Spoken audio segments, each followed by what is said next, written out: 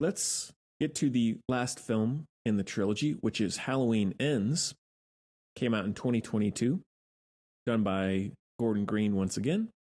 Basically the same cast aside from Rowan Campbell is one of the main leads in the movie. Jesse C. Boyd, Destiny Money. That's about it. And the synopsis is the saga of Michael Myers and Laurie Strode comes to a spine-chilling climax in the final installment of this trilogy. I saw this one, I think, right after I watched Halloween Kills. I think I saw Halloween, the 2018 one, and then I didn't see these two until Ends had already come out. And going into it, I knew people were hating on it like crazy. This is the worst one. This is a horrible end to the franchise, or at least of this saga. It's just like the Rise of Skywalker in the Star Wars franchise. So I didn't really know what to expect. And I've seen the movie twice now. I do find that it's the weakest of the three, for sure. Not by a lot, but it is the weakest. I don't think it's nearly as bad as people say. It did grow on me on rewatch. Not by a whole lot, but it did. I really don't think that this movie is a horrible end to the franchise. Maybe I'm in the minority there. I think I probably am considering the reviews, but the thing that got me the most, which is in some ways interesting on rewatch, but it also is still the main flaw of the movie. The main kid in this movie, the main character who accidentally killed this young boy when he was babysitting one night, and he forever got this stigma as a psycho and a baby killer and all these things. He is the main storyline of this movie. And while I do find the ideas interesting of him, well, I guess actually before I get into that, the overall message I got from the movie with him and with Laurie is people, you could almost relate it to something like cancel culture, where someone will do one thing, whether it's something they actually did or someone thinks that they thought they did, whatever it might be, and then they forever have that event attached to their public life forever. And especially with social media and the internet, that's something that you see celebrity after celebrity after celebrity, or anyone really, that is something that is forever on their record and it will always be associated with them. You know, like even talking about something like the Will Smith Oscar slap, that's going to be something that's forever going to be attached to Will Smith, even though it's such a minor, stupid thing. And so I do like the idea in this of this boy who he did kill the kid, because even though the kid was doing something reckless and stupid, the teenager still did something that caused the boy to die. So he is, yes, at fault in that way. But the fact that he got let off of that crime and then was still living in this small town where everyone knows everybody, and he is now this social pariah outcast because of what he did, no matter whose fault it was or what happened. It was just, you killed this kid, you're at fault, you're nuts, we're not going to hire you, we're not going to be your friend, don't try and be happy ever again, that sort of thing. And so I think that does in some ways speak to cancel culture, where one event, one thing, no matter if it's your fault or not, if you're associated with it, and especially when in a small group, in a small town, or in the world of social media and the internet, where people can look that up and they will immediately know that about you. And so in this, he deals with constant backlash and verbal and physical abuse from anyone and everyone. Even when he's trying to go have fun on Halloween or go to a club, he sees someone that he knows or someone who's associated with the crime, and they make him feel bad for trying to have fun. And so all that constant shaming and public shaming and the tarnishing of the reputation, no matter what he does, sort of leads him to become that character. Actually, like, he wants to become the next boogeyman in a way. By the end of the movie, he wants to become the next Michael Myers, but of course that doesn't happen. So that overarching story, that works for me. I didn't think about it as much on first watch, but I think that does speak true to a lot of current situations, for better or for worse. So I like that character in that sense. And then Laurie Strode also, when it comes to abuse and the Me Too movement, no matter what situation it is, no matter who dies, who gets hurt, they blame Laurie. They're like, all right, well, if you hadn't done this, my child, my sister, my brother would still be alive. They wouldn't be injured. They wouldn't be permanently disabled.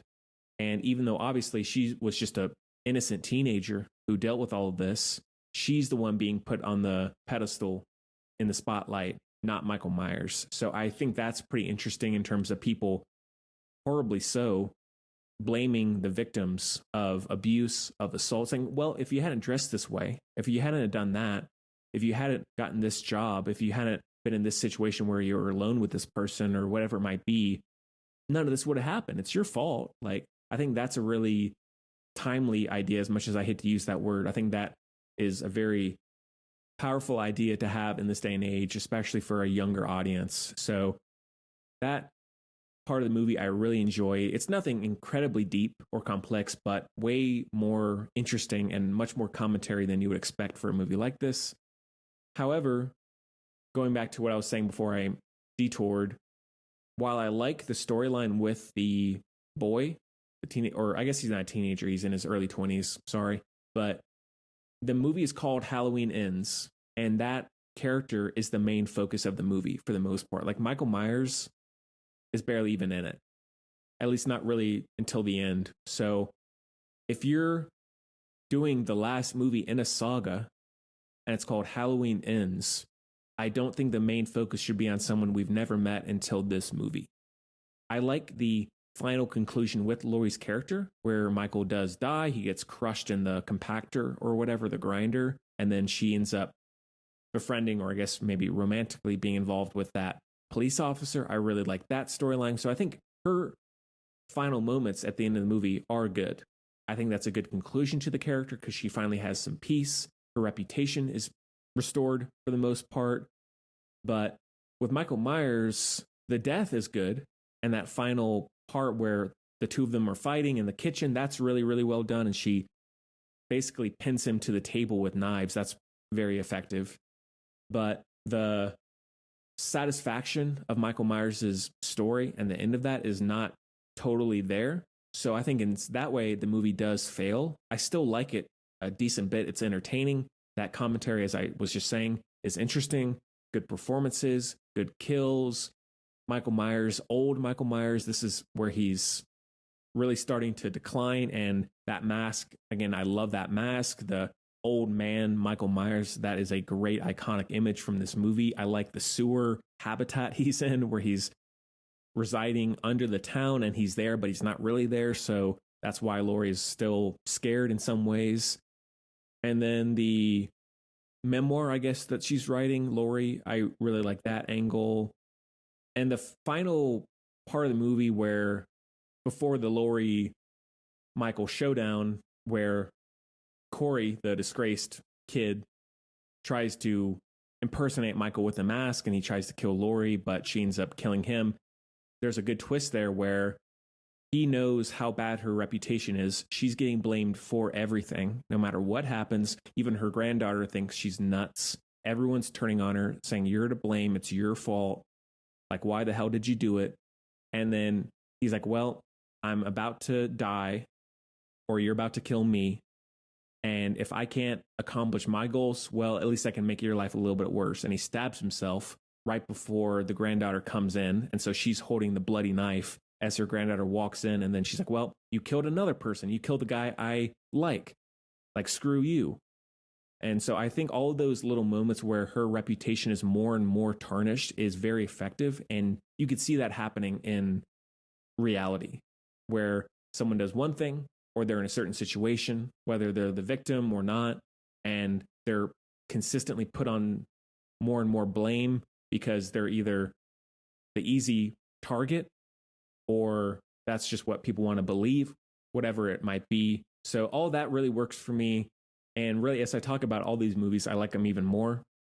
But the big issue that brings the movie down is not enough Michael, not enough, I guess, Michael-Laurie interactions in one way or the other. The showdown is good. However, the middle chunk of that movie is dealt with this guy who we don't know about.